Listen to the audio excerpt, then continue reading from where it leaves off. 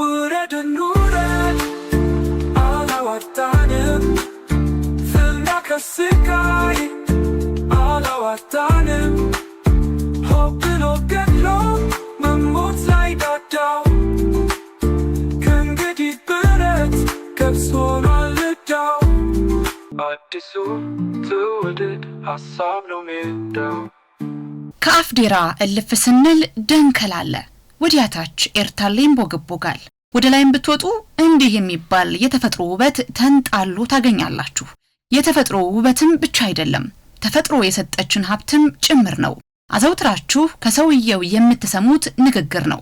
አፋርም ብቻ አይደለም እንዲህ የሚለው የሀገር ተፈጥሮ ጸጋን በሀገር ብልጽግና ይተምናል። የሀገር ታሪካዊ ሀብትን በኢኮኖሚ ሚዛን ይለካል። አንደኛ ሀብት ያለው ከተማ ውስጥ ነው። አዲስ አበባን ብትወስድ የኢትዮጵያ ግማሹ ያክል ጂዲፒ ያለው አዲስ አበባ ነው። ግማሹ ሀብት ያለበትን ከተማ አያስፈልገኝም ብለህ ጥለህ ኢኮኖሚክ እድገት ታረጋግጥ አትችልም። ለምሳሌ ጎንደርን ብትወስድ ፋሲል ነበረ፣ ድሮም ነበረ። ግን ፋሲልን ያደስንበት ተጨማሪ ሆቴል እየገነባን ያለንበት መንገድ የመገጭ ግድብ በሚያልቅበት ሰዓት አርቲፊሻል ሌክ የሚፈጥረው ቫይብ ከኤርፖርት ጀምሮ እስከ ፒያሳ የተሰራው ስራ ከኤርፖርት ወደ ጎርጎራ በመሄድ ጎርጎራ ላይ ማረፍ መቻሉ ጎንደር ወደ ሰሜን ተራሮች ለመሄድ ያለው አክሰሲቢሊቲ ማንም ሰው አንተም ብትሆን ገንዘብ አጠራቅመህ ጎንደርን አንድ ቀን አይተህ ጎርጎራን አንድ ቀን አይተህ ባህር ዳርን አይተህ ብትመለስ ኪሳራ ሊሆን አይችልም። ታሪክ በጣም የሚያምር መልክዓ ምድር ብዙ ነገር ይታይበታል። ኦር ባሌ ብትሄድ አስደናቂ ነገር ብዙ ቦታ ሄደህ የማታገኛቸው ነገሮች ታገኛለህ። ሐዋሳ ታውቋለህ፣ ሌኩን ለረጅም ዓመት ነበረ፣ ዝግ ነበረ። አሁንስ አክሰስ ፈጥረውለታል። ቀጥሎ ደግሞ ወክዌይ ይሰሩለት ነው። ተጀምሯል ፕላኑ፣ ገና ስራው አልተጀመረም። ስፔስ መክፈት ተደርጓል። እስካሁን ቢሾፍቱ ሆራን ብትወስድ ከዚህ ቀደም አክሰስ አልነበረውም። አሁን ዙሪያውን ወክዌይ አለው። ባህር ዳር ብትሄድ ሙሉ ውሃው ዝግ ነበር ድሮ። አሁን ተከፍቶ ለከተማ ብሪዝ ራሱ በጣም አሻሽሏል። ይህ ትንታኔ ሜዳ ነው።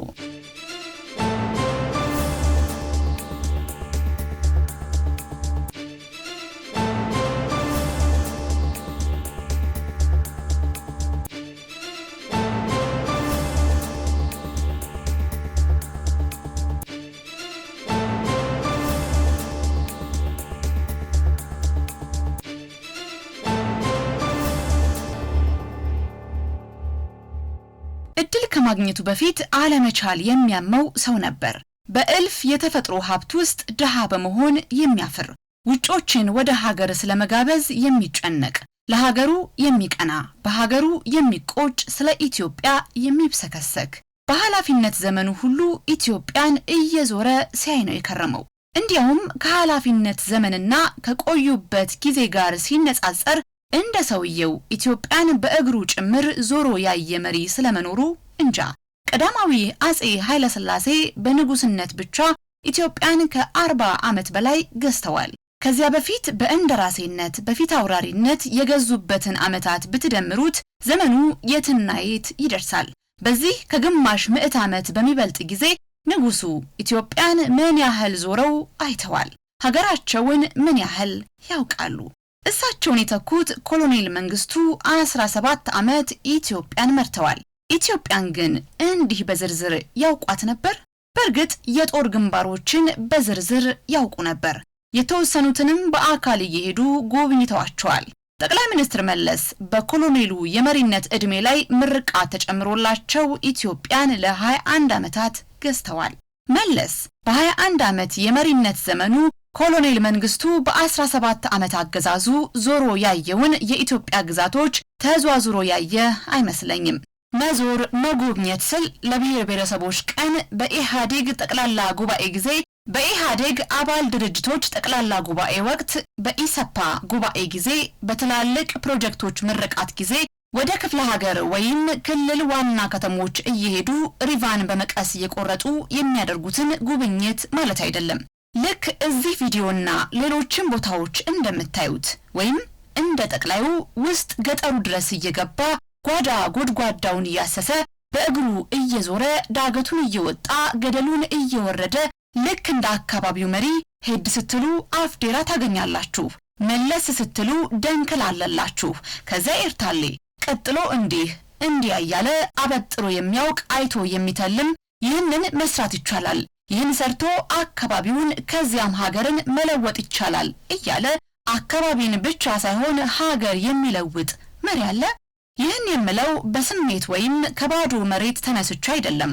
በዚህ በያዝነው ዓመት ብቻ ባሉት 6 ወይም 7 ወራት የጎበኛቸውን ያያቸውን በየቦታው እየሄደ ያስመረቃቸውን ኢትዮጵያን በዝርዝር እንደሚያውቅ እንደሚወዳት እንደሚሳሳላት ያየንባቸውን ምሳሌዎች ብንዘረዝር ምናልባት ከድሮ መሪዎቻችን አንዱ በ5 ዓመት ያላየውና ያልሰራው ሊሆን ይችላል።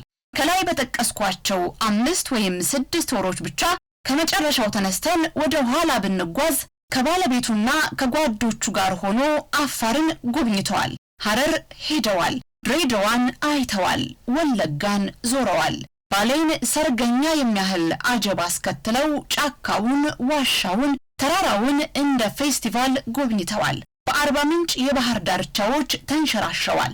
ከበረሃነት ወደ ለም ምድርነት የተለወጠ ያለውን የሶማሌ ክልል ከጎረቤት ሀገር መሪዎች ጋር ሆነው ጎብኝተዋል። ወዘተ ወዘተረፈ። እያንዳንዱ ጉብኝት ራሱን የቻለ ታሪክ አለው። እሱና ባለቤቱ እሱና ባልደረቦቹ የትም ይሄዱ የሚመረቅ ትልቅ ፕሮጀክት አለ። እሱና ባለቤቱ እሱና ባልደረቦቹ የትም ይሄዱ የሚጀመሩ ሌሎች ፕሮጀክቶች አሉ። የሚታዩ ተስፋዎች አሉ። በዚህ ጉብኝት ታይቶ የተስፋ ዘር ዘርቶ በሚቀጥለው ጉብኝት ፍሬ ያላፈራ ያልተለወጠ አካባቢ የለም። ሶፍ ዑመርን ተመልከቱ። ናሲኦል ዋሻን እዩ። የበረሃዋን ገነት የአፋሩን ሚኢሌ ፓልም ሎጂ ጎብኙ። ወዲያ ወዲህ ዞሩ። ግማሹ ፍሬ አፍርቶ ጎብኚ ጨምሮ ገቢው አድጎ፣ ሌላው ለማኮብኮብ ተንደርድሮ፣ አንዳንዱ መሬት ለቆ፣ ሌላው ሰማይ ወጥቶ ነው የምታገኙት። ምን ይሄ ብቻ! ዓለም ስለ ኢትዮጵያ እንዲገደው፣ ዓለም የኢትዮጵያን ዋጋ እንዲያውቅ፣ ዓለም የኢትዮጵያን ታሪክ እንዲገነዘብ፣ ዓለም ኢትዮጵያንና ኢትዮጵያውያንን እንዲያከብር አድርጓል። ኢትዮጵያ በቅኝ ግዛት ያልተገዛች ሀገር ናት ሲልማ ሁሉም ሸልሏል። አብይ ግን ይህንን ታሪክ አስከብሯል። እኛ እኮ አድዋ ሙዚየም እስከሰራንበት ጊዜ ድረስ የውጭ ሰው ስቴት ቪዚት ቢመጣ እዚህ ጋር ሄደህ አበባ አስቀምጥ የምንልበት ቦታ እኮ አልነበረንም እንደ ሀገር። ይሄ በጣም አሳፋሪ ነገር ነው። ኢትዮጵያን ለሚያክል ሀገር አንደኛ ብቸኛዋ ያልተገዛች ሀገር እና የድል በዓል የምታከብር ሀገር ናት። ሌላው የሚያከብረው ነፃ ያወጣበትን ጊዜ ነው፣ እኛ ያሸነፍንበትን ጊዜ ነው። ያን የሚያክል ትልቅ ታሪክ ኖሮን ግን እንግዳ ሲመጣ ለጀግኖች አበባ አስቀምጥ ታሪካችን የምንልበት ቦታ አልነበረንም።